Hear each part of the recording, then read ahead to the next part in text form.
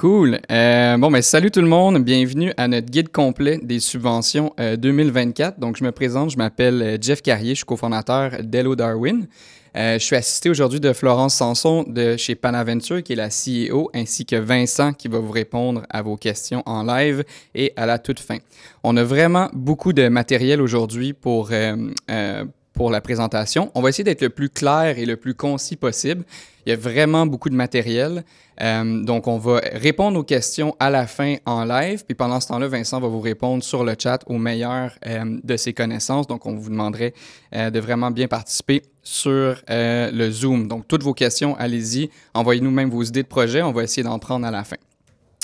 Un petit tour du jour, là, on va vous présenter aujourd'hui c'est qui Hello Darwin, qu'est-ce qu'on mange en hiver, Panaventure aussi son rôle à l'intérieur de ça, un exemple de projet qui peut être subventionné, donc pourquoi aujourd'hui c'est pertinent de faire la présentation, de voir un peu les subventions qui sont disponibles, puis aussi de faire un roadmap de ces projets dans les 12 à 24 prochains mois.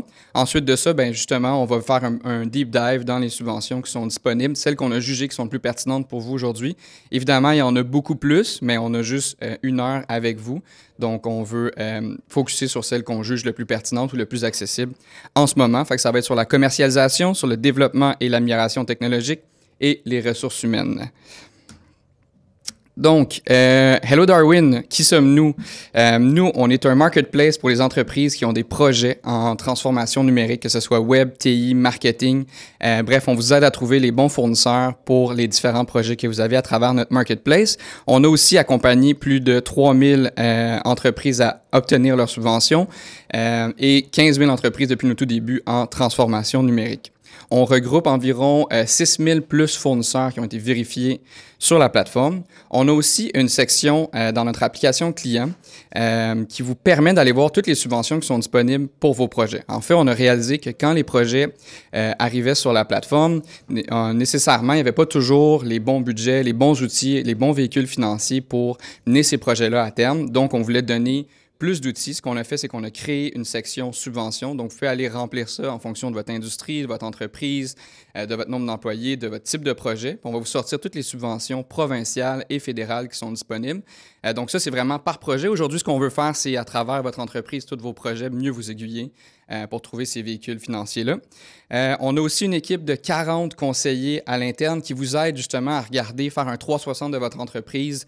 C'est quoi les projets que vous devriez faire? Quel genre de trucs que vous pourriez faire pour optimiser votre entreprise, aller chercher plus de ventes? Puis ensuite de ça, quelles subventions devraient venir arrimer par rapport au projet que vous voulez faire pendant justement ce roadmap-là.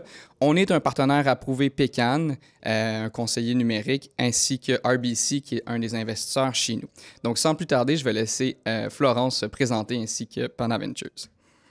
Bonjour tout le monde, moi c'est Florence, je suis CEO de Pana. Chez Pana, qu'est-ce qu'on fait? On aide les entreprises de type scale-up dans leur quête de financement non dilutif et non remboursable, donc la subvention. On a une expertise qui est assez poussée vers les entreprises en technologie. Par contre, n'ayez crainte, aujourd'hui, on va toucher des subventions qui puissent... des subventions qui peuvent s'appliquer à plusieurs domaines. Donc, on a fait un roadmap qui est assez large et qui peuvent convenir à plusieurs personnes et entreprises. Chez Pana, on travaille sur 3 volets qui font en sorte qu'on ait une option qui est clé en main. Donc, tout d'abord, on fait la recherche des programmes. On a une database de plus de 12 000 subventions disponibles qui est pan-canadienne.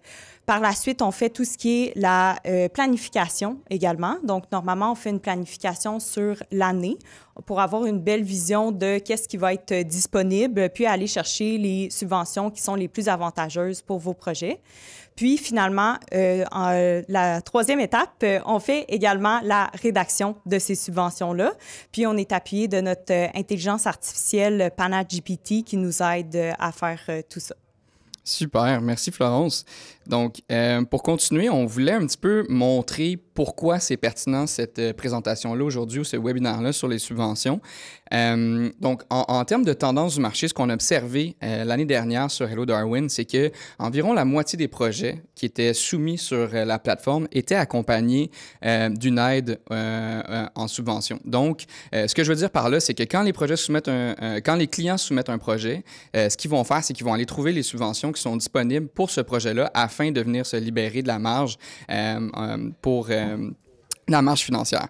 Donc, on a vu qu'en transformation numérique, on a vu une augmentation de demande de subvention de 65 en développement logiciel de 30 bref, dans tous les domaines, on a vu une immense augmentation. Puis pourquoi? Ben, c'est parce que les marchés, en termes de situation économique, ben, c'est un petit peu plus difficile en ce moment. Aller chercher de l'argent à travers des prêts financiers de 12, 13, 14 à la BDC ou dans n'importe quelle autre institution financière, ça vient faire mal à l'entreprise, ça vient faire un trou dans le portefeuille. Donc, les entreprises se donnent les moyens de leurs ambitions à travers différentes subventions. Donc, nous, ce qu'on pense personnellement, c'est que si vous voulez rester pertinent dans votre marché puis continuer à innover, bien, il faut aller trouver ces subventions-là, trouver ces véhicules financiers-là à travers vos différents projets afin d'arriver à terme. Ce qu'on pense aussi, c'est que si vous continuez à innover pendant la situation économique en ce moment, bien, comparé à vos compétiteurs, vous allez tirer votre épingle du jeu quand la situation économique va repartir à la hausse parce que vous allez être prêt pour votre croissance, vous allez avoir optimisé, vous allez avoir innové. Donc, vous allez être prêt pour la suite. Si, justement là-dessus, ben, c'est un peu ce qu'on fait chez Hello Darwin. Pour vous donner un exemple, nous, on s'est fait un roadmap sur 12 à 24 mois à peu près de tous les projets qu'on voulait faire à l'interne, puis des subventions qu'on voulait venir arrimer à travers ces projets-là.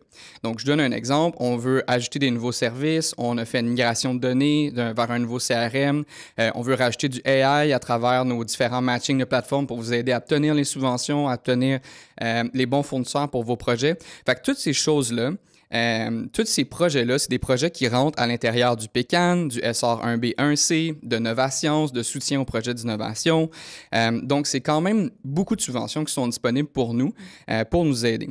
Puis ça, c'est un 450 000 d'investissement qu'on juge qu'on va avoir besoin à l'intérieur de ça, à travers ces différents projets-là. Puis il y en a un 250 000 qui va être subventionné. Fait que c'est un 55 qu'on vient chercher, qui est un peu de l'argent gratuit, dans le sens que ça nous permet de nous démarquer par rapport à ça en innovant puis en étant plus efficace. Une fois qu'on a fait ça, ben, ce qui est le fun, c'est que là, on est prêt pour la croissance, puis on va aller chercher plus de clients, on va aller chercher de la notoriété. Comment on va faire ça? On va faire ça à travers PSCE, puis CanExport, puis les prochaines subventions peut-être qui vont sortir au courant des prochains mois. Ben là, on va venir investir un 250 000, puis on va avoir un retour de 125 000 sur la croissance des ventes. Fait que, grosso modo, c'est un 750 000 qu'on va investir sur les 2 prochaines années. Il va y avoir un 400 000 qui va être subventionné à travers ces différentes subventions-là. Fait que le coût réel de nos projets, ça revient à 350 000 sur 2 ans, un 125 000 par année. Ça nous permet vraiment d'être meilleurs puis d'avancer plus rapidement puis d'avoir une croissance qui est quand même très robuste. Donc, sans plus tarder, on va commencer justement à faire un petit deep dive à travers les différentes subventions. N'hésitez pas à nous écrire sur le chat. Puis comme on vous disait, on va répondre à vos questions en live à la fin. Puis on va aussi vous donner les bonnes pratiques pour essayer d'aller chercher ces subventions-là. On va débuter avec la première qui vient tout juste d'arriver, c'est la PSCE. Je vais laisser Florence nous la présenter. Oui, PSCE, donc le programme de soutien à la commercialisation, à l'exportation. Comme Jeff vient de le dire, c'est vraiment une subvention qui est d'actualité. Elle a fait sa réouverture tant attendue depuis 2 semaines. Bon, les gens l'ont attendu là, depuis plusieurs mois, puis on a la possibilité enfin là, de pouvoir déposer les demandes. Pour ce qui est PSCE, bon, c'est une subvention en commercialisation pour aller commercialiser des nouveaux produits ou services ou aller attaquer un nouveau marché. Il y a 2 volets qui sont disponibles. Donc, le volet 1 va targeter le marché québécois, puis le volet 2 hors Québec. Donc, on peut aller autant chercher un marché qui est province canadienne ou aller à l'international. Ce qui est intéressant avec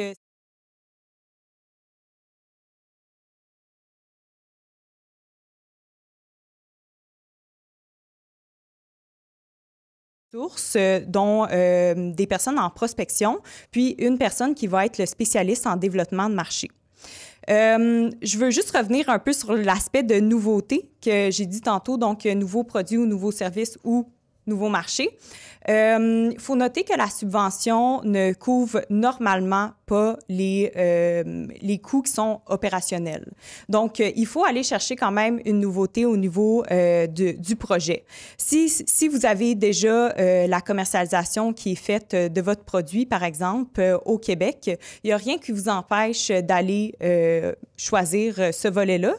Par contre, il faut quand même avoir un aspect de nouveauté. Fait que on va aller dire, bon, ben moi, je vais targeter le marché qui n'est pas nécessairement géographique. Donc, ça peut être, par exemple, vous faites affaire tout le temps, vous êtes dans le domaine de la santé, puis vous faites tout le temps affaire avec des physiothérapeutes. Bien là, à ce moment-là, ça pourrait être un autre type de professionnel qui serait ciblé pour votre demande PSCE. Fait que c'est pas nécessairement un nouveau service, c'est aussi un nouveau segment de marché qu'on veut explorer. C'est ça, exactement. Oui. Un des exemples que je m'étais fait donner aussi, je pense, qui était intéressant, là, puis tu me diras à quel point c'est exact, mais c'était justement, on va dire, si tu veux commencer à vendre chez Walmart te donne un contrat, tu sais, pour commencer à vendre chez eux, ça pourrait aider avec la commercialisation dans ces établissements-là pour de l'achat d'inventaire, tout ça. Oui, c'est super intéressant là, qu'est-ce que tu dis, parce que dans le volet 1, il faut normalement être appuyé par un donneur d'ordre qui soit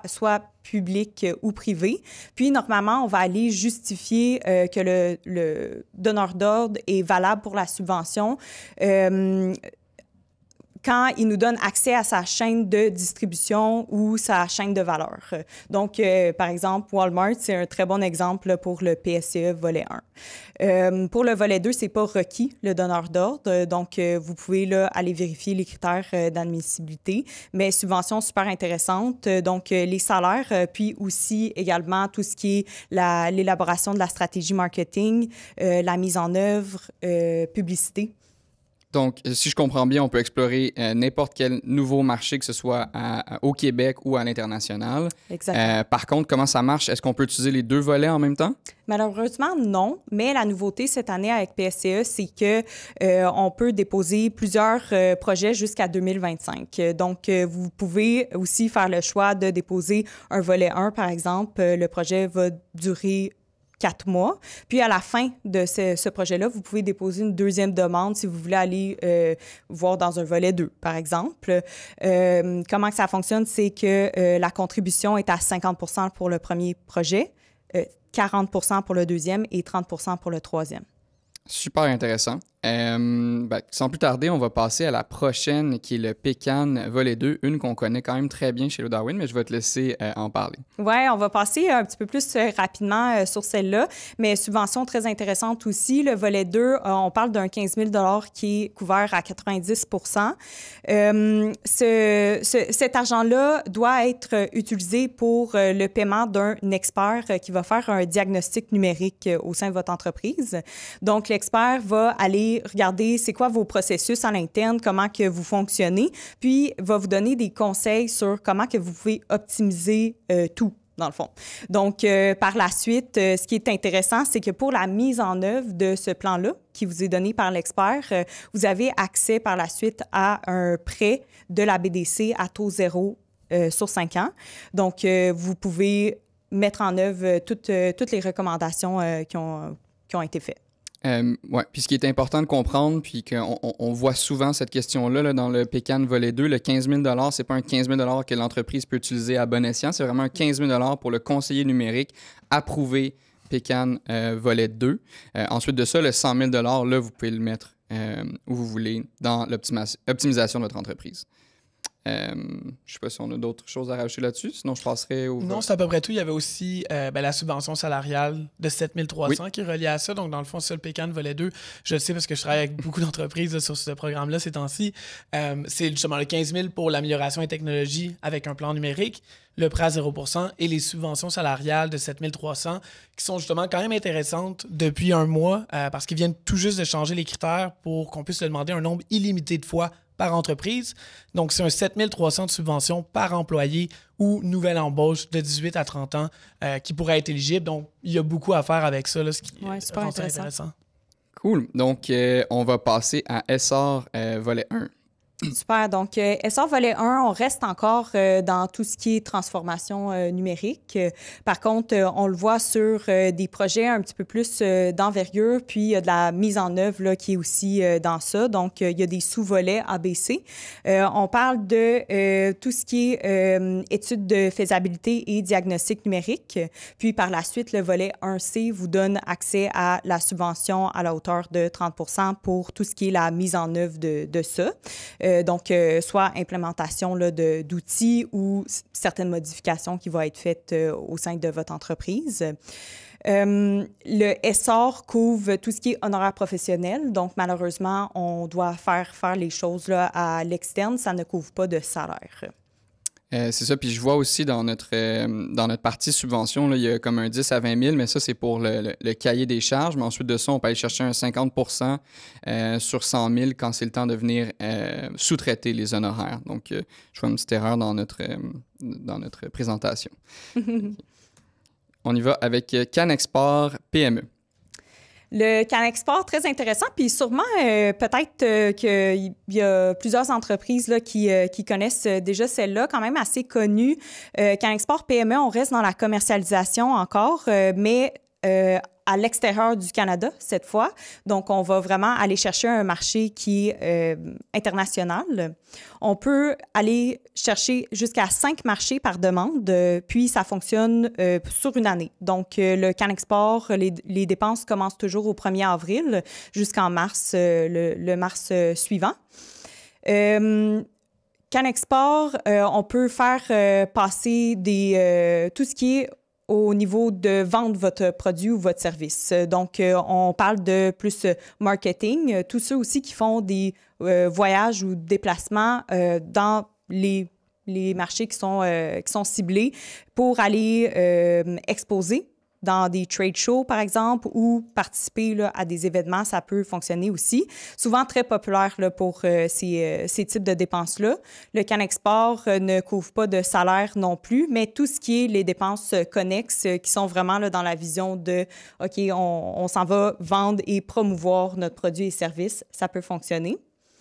Pour ce qui est des marchés, il faut avoir, pour être considéré comme un nouveau marché, il faut avoir fait moins de 100 000 $ dans le pays qui est ciblé. Puis les États-Unis sont séparés en 4. Donc, ça vous laisse peut-être un petit peu de chance aussi là, avec les États-Unis. Super. Donc, si je comprends bien, on utilise CanExport PME pour aller faire des nouveaux trade shows, des expositions, faire du marketing ciblé aussi. Donc, on pourrait faire de la publicité sur AdWords, sur Facebook, si on voulait ouvrir de nouveaux marchés à travers CanExport PME. C'est bien ça? Exactement. J'ai une petite question. Oui.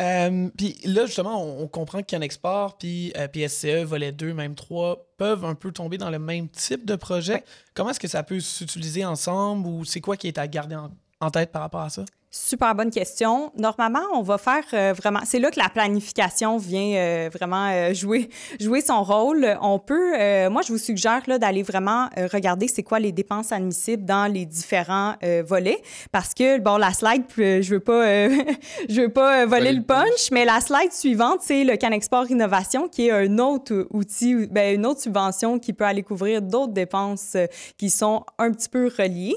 Donc, moi, je vous suggère vraiment de faire votre planification en regardant c'est quoi les postes de dépenses qui sont disponibles pour chaque programme. Puis, on peut aller cibler différents marchés. Ça peut être quelque chose d'intéressant. Si vous savez que vous faites beaucoup de déplacements pour les trade shows aux États-Unis, par exemple, parce que, bon, on voit souvent ça, mais que vous voulez aussi faire des efforts de commercialisation dans une province canadienne, par exemple en Ontario, bien là, on peut voir qu'il y a certains choix qui peuvent être faits comme ça. Je veux mentionner quand même que chaque dollar là, qui est déclaré dans une subvention, il faut faire attention à ça parce que je ne pourrais pas choisir le PSE et CanExport aux États-Unis, par exemple, puis déclarer les mêmes dollars dans les deux, à moins là, que, c'est vraiment pour l'acceptation des deux subventions que là, ça devient un petit peu plus technique au niveau du maximum d'aide gouvernementale qu'on peut aller chercher.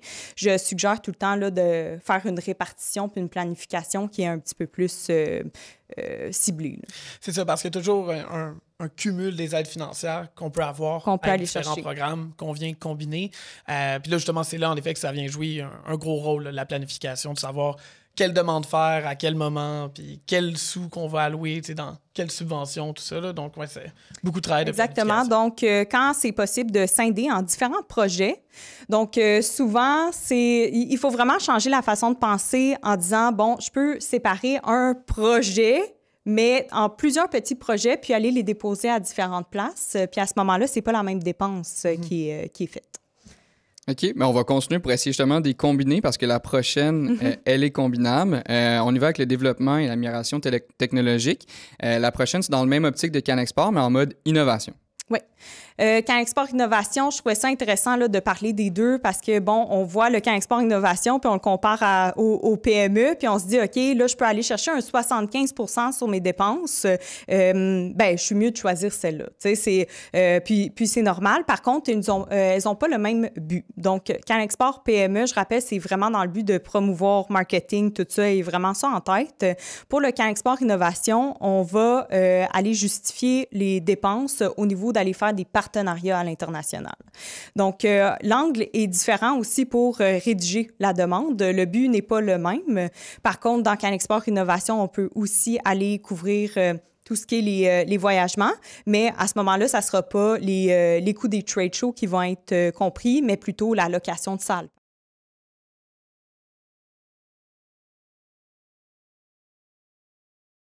Le but qui change entre les deux. Avoir, selon vos déplacements qui sont prévus, comment que vous voulez organiser vos choses et vos marchés. C'est possible de faire une demande à CanExport PME et CanExport Innovation. Il ne faut juste pas que ce soit les mêmes marchés qui soient choisis. Fait que si je comprends bien, c'est vraiment pour aller chercher des nouveaux partenaires. Donc, tout ce qui est comme d'aller chercher des partenariats à l'externe, même, comme tu disais, traduire différents documents. Mais aussi, si je suis un manufacturier, je veux aller sous-traiter dans un certain pays parce qu'ils ont de l'expertise, bien, je pourrais utiliser CanExport Innovation pour aller rencontrer ce nouveau manufacturier-là qui va me faire ma sous-traitance pour justement voir si c'est un bon fit avec mon entreprise. C'est bien ça? Oui, c'est un très bon exemple. Super. Bon, mais passons au projet. Une que je pense qui est super pertinente pour tout le monde, soutien au projet d'innovation en intelligence artificielle.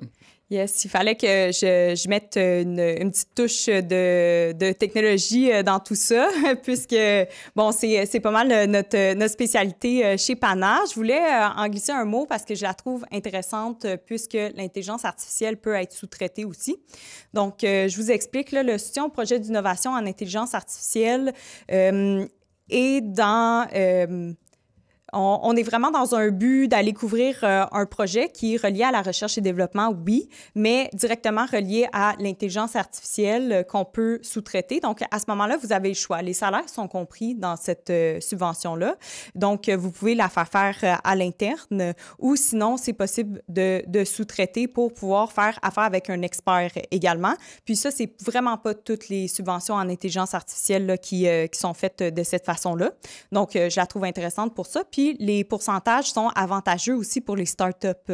Donc, si vous avez une entreprise qui existe depuis moins de 2 ans, vous avez accès à un 50 % sur votre projet. Donc, très intéressant. Donc, jusqu'à un 75 000 pour les startups, si je ne me trompe pas, c'est ça?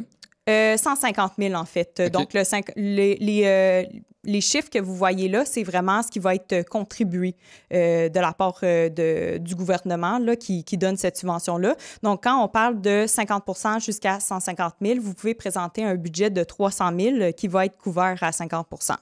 Super. Fait que là, si je comprends bien, j'ai pas d'intelligence artificielle en ce moment. Je veux donner un meilleur service à mes clients. Puis ça, c'est vraiment pour l'avant-plan, donc vraiment le contact client, si je comprends bien. Donc, si je veux, par exemple, avoir un chat qui est feedé par ChatGPT ou Copilot, ce serait une subvention que je pourrais utiliser pour faire ça. Oui, puis il faut faire attention à tout ce qui est l'incertitude technologique. Donc, tous les soutiens au projet d'innovation, il y a celui en IA, mais il y a aussi le régulier qui n'est pas directement ciblé. Ils recherchent vraiment des projets avec justement des incertitudes technologiques qui sont reliées à ça. Donc, il faut vraiment aller faire un effort de recherche aussi relié à ça. OK. OK. Incertitude technologique, qu'est-ce que tu veux dire par là?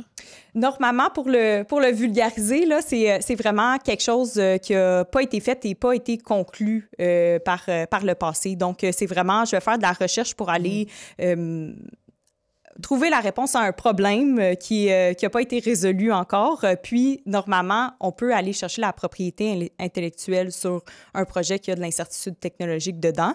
Donc, c'est aussi un bon moyen de savoir est-ce que mon projet pourrait se qualifier si vous avez dans la mire là, d'aller chercher l'API là-dessus. Normalement, c'est des projets qui peuvent fonctionner très bien. En gros, c'est est-ce qu'on réinvente la roue ou pas? Oui, c'est ça, exactement. OK, parfait. C'est intéressant. Cool. Allons-y avec la prochaine, qui est un peu une continuité de celle que tu viens de nous présenter, si je ne me trompe pas. Oui, donc InvestAI, on est encore dans l'intelligence artificielle très trendy. On veut, à ce moment-là, aller optimiser nos processus à l'aide de l'intelligence artificielle. Donc, celle-là est super intéressante, je trouve, parce qu'elle a été créée aussi pour encourager nos entreprises québécoises qui sont spécialisées dans l'intelligence artificielle. Donc, cette subvention-là, lorsque vous voulez appliquer puis que vous avez un projet en tête, il faut faire affaire avec une entreprise parmi la liste de InvestAI qui sont des entreprises reconnues comme experts. À ce moment-là, c'est vraiment tout ce qui est à l'interne. Donc, l'intelligence artificielle, comment qu'elle peut améliorer la rapidité, la productivité dans votre entreprise. C'est vraiment dans cette optique-là. Je donne l'exemple, là, par exemple, PanaGPT, si on avait voulu mettre les honoraires professionnels dans un InvestAI, ça aurait pu être le genre de projet qui aurait pu être admissible, puisqu'on peut aller justifier que ça l'aide dans nos processus. OK. Donc là, corrige-moi si je me trompe, InvestAI, un exemple que je te donnais hier, c'est je suis un courtier hypothécaire, je remplis énormément de documentation avant de l'envoyer à la banque pour que ce soit approuvé. Je pourrais commencer à automatiser à travers une intelligence artificielle le remplissage des documents par rapport à ce que je fais manuellement d'habitude avant de l'envoyer à la banque. Ça, ce serait quelque chose que je pourrais utiliser avec InvestAI à travers un conseiller autorisé InvestAI. Oui, c'est ça, exactement.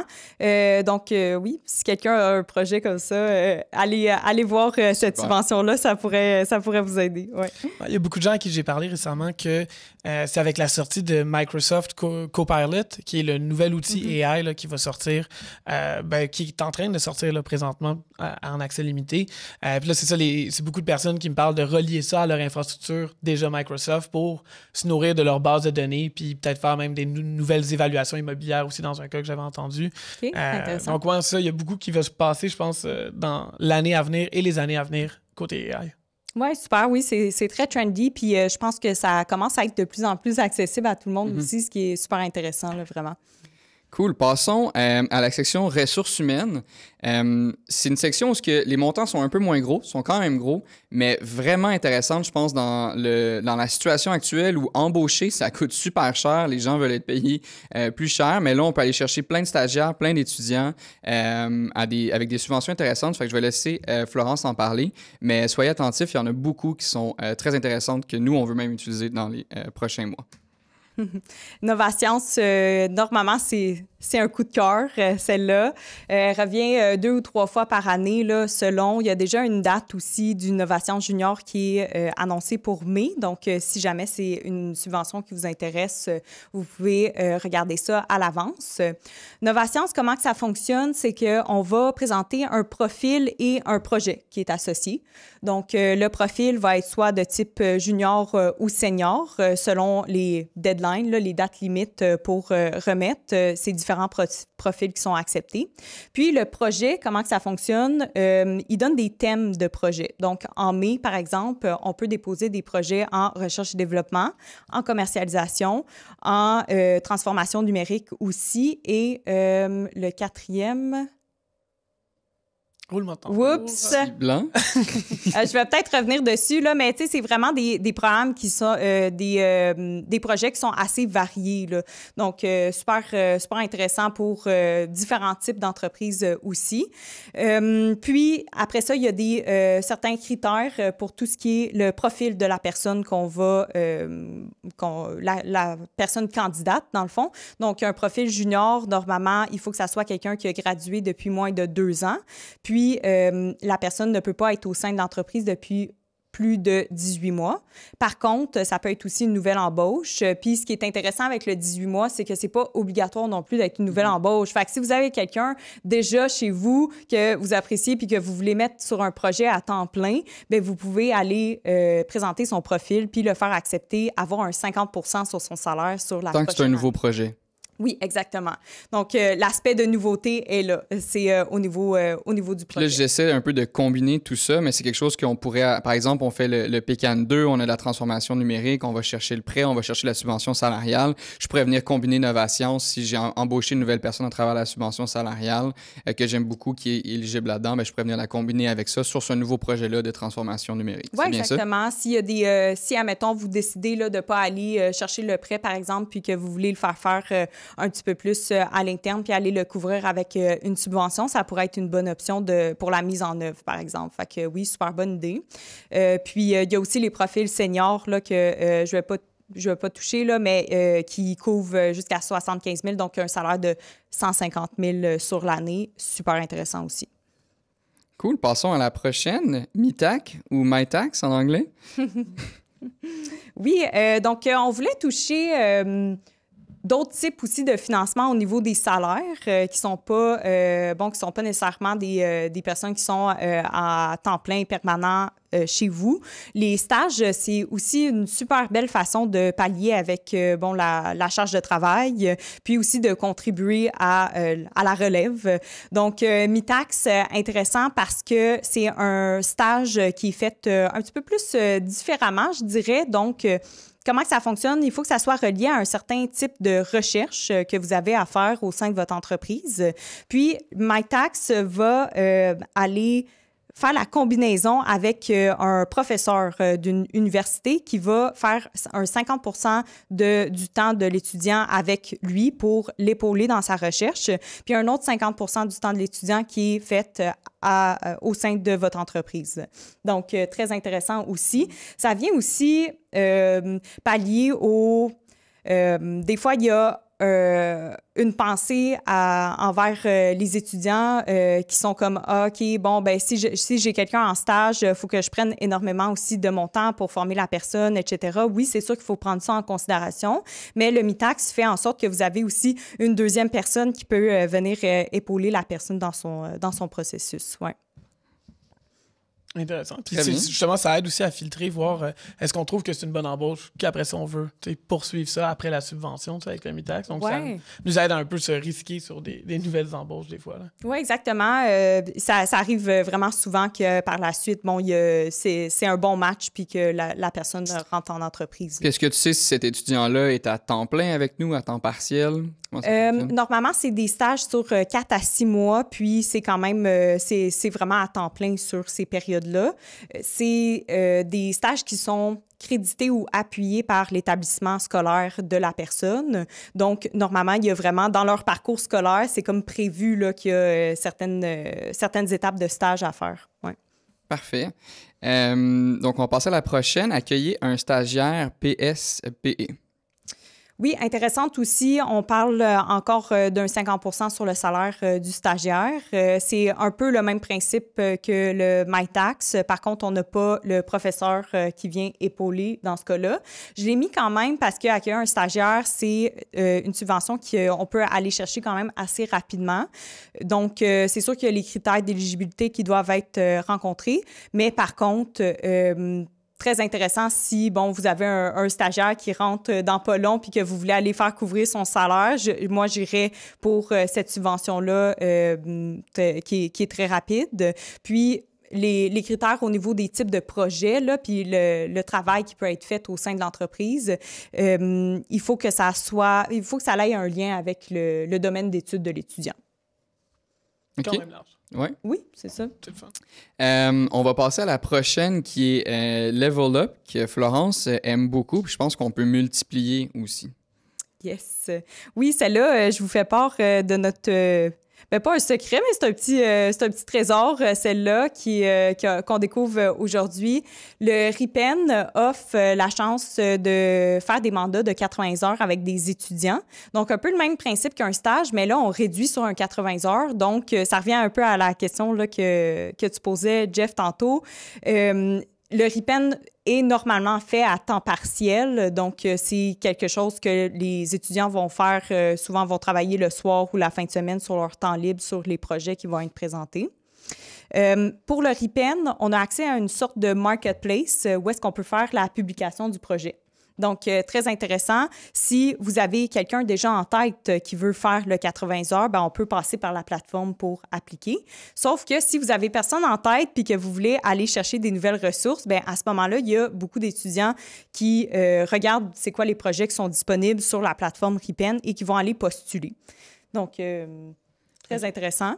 Si je comprends bien, on peut utiliser cette subvention-là autant de fois qu'on veut, mais il y a un maximum par étudiant qu'on peut l'utiliser, c'est ça? Oui, donc si vous appréciez beaucoup l'étudiant avec qui vous travaillez, vous pouvez répéter jusqu'à 3 fois un mandat de 80 heures avec cette même personne-là. Par contre, il n'y a pas de limite de RIPEN que je peux avoir en même temps. Donc, je pourrais avoir comme une petite armée de RIPEN de 20 personnes, par exemple. C'est faisable. Il n'y a pas de limite par rapport à ça. Puis, comment que ça fonctionne? Vous n'avez pas à donner l'argent à l'étudiant comme upfront. Donc, il n'y a rien qui sort de votre poche. Cette subvention-là, elle couvre à 100% le salaire de l'étudiant. C'est un 1 400 $ qui est remis à l'étudiant à la fin de ses 80 heures. Intéressant. Donc, très intéressant. 100%. Oui, c'est ça.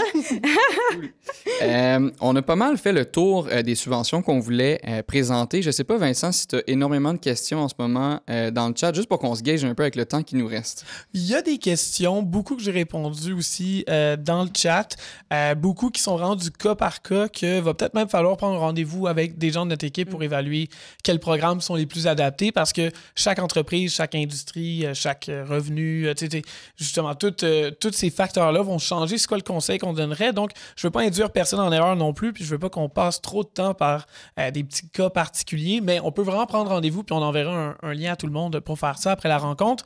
Une que je trouvais intéressante, c'était par rapport au CanExport. Tu avais mentionné, je pense, 100 000 de revenus au maximum dans dans un nouveau marché. Oui. Oui. Ça, c'est annuel ou total? C'est annuel, donc la dernière année. Puis, pour le CanExport, tant qu'à être dans les chiffres, là, pour se qualifier, il faut avoir fait un chiffre d'affaires total, là, donc dans tout le monde, là, par exemple, de 100 000 $ minimum pour pouvoir appliquer à ce programme-là. Puis, par projet, exactement, c'est vraiment dans le pays que je veux cibler. Est-ce que l'an dernier, j'ai fait plus de 100 000 ou moins de 100 000? OK. Fait que j'irais, je pense qu'on a un peu de temps pour faire les bonnes pratiques parce qu'évidemment, vous pouvez aller chercher ces subventions-là vous-même, aller le remplir si vous avez le temps, il n'y a pas de problème. Sinon, il y a Hello Darwin puis Pana qui sont là pour ça, pour vous aider justement à faire la planification puis le filing ou le remplissage de ces subventions-là. Mais il y a des bonnes pratiques à faire si vous voulez le faire vous-même. Donc, je vais laisser Florence nous en parler un petit peu sur en termes de planification puis comment se préparer pour avoir ces subventions-là, puis s'assurer d'avoir la meilleure chance de succès pour la réception des prêts. Des subventions et non des prêts, pardon. Oui, donc, erreur courante à éviter. Je vous fais un petit survol de notre guide 2024 qui a été préparé par l'équipe de Pana, qui va être disponible là, pour tous. C'est un guide de quand même quelques pages là, qui donne certains conseils pour les étapes sur comment appliquer sur les subventions. Puis c'est les petits trucs un peu que nous, on utilise à l'interne pour avoir un taux de réussite élevé. Donc, erreur courante à éviter, bon, le manque de conformité aux directives. Mon conseil par rapport à ça, c'est vraiment d'aller vérifier, vraiment bien lire le guide, le guide du demandeur. Donc, chaque subvention, normalement, le rend disponible. Puis, les sections qui sont vraiment à regarder, c'est, bon, les critères d'éligibilité. Donc, ça paraît comme, ça va de soi, sauf que vraiment valider que tout, tu sais, il n'y a pas de zone grise, là. Donc, tous les critères, vous les remplissez, le chiffre d'affaires, tout ça, etc. Donc, critères d'admissibilité. Par la suite, c'est quoi qui est recherché par la subvention? Donc, souvent, il y a un petit texte qui est l'objectif de la subvention. Souvent, je donne comme conseil aussi de se mettre dans la peau de l'analyste puis de se dire quand on rédige la demande, c'est quoi qui est recherché dans cette subvention-là? C'est quoi les impacts aussi qu'il faut que je démontre que mon projet va avoir sur, par exemple, le Québec, le Canada, les retombées. Donc, ça, super intéressant à valider. Puis, par la suite, les dépenses admissibles aussi. Donc, chaque poste de dépense, c'est quand même très bien décrit. Est-ce qu'il y a un bon match au niveau de mon projet? Donc, c'est vraiment c'est très technique, la subvention. Donc, vraiment bien prendre connaissance. Par la suite, objectif flou ou non aligné, bien, ça revient au fait de se mettre un peu dans la peau de l'analyste, puis de dire, bon, c'est quelle langue que je dois prendre pour faire ma rédaction, puis s'assurer que ça concorde bien avec les objectifs de la subvention. La sous-estimation de la partie budget. Je pense qu'ici, on sait tous l'ampleur que ça prend dans la subvention. C'est souvent aussi des causes de refus, malheureusement, de la demande. Donc, le projet en tant que tel peut être super intéressant, mais si la partie budget ne l'est pas, au sens où on veut vraiment aller mettre le budget qui est prévu. On ne veut pas aller booster les chiffres à cause qu'on va pouvoir avoir un 50 là-dessus. Donc, ça se sent un peu, là. Tu sais, ça paraît des fois quand c'est exagéré. Donc, rester réaliste. Puis, par la suite, s'assurer que les dépenses qu'on met sont bien conformes au poste de dépense. Donc, chaque dépense doit être reliée à quelque chose qui est admissible. Donc, aller vérifier tout ça. Je vous dirais que ça devrait prendre quand même un bon 40 de votre temps pour bâtir le budget pour qu'il soit conforme. Par la suite, documentation incomplète, souvent, ce qui est étonnant, quand j'en parle, souvent les gens sont étonnés par rapport à ça, sauf que chaque dépense qui va être mise dans le budget doit avoir son offre de service ou sa justification.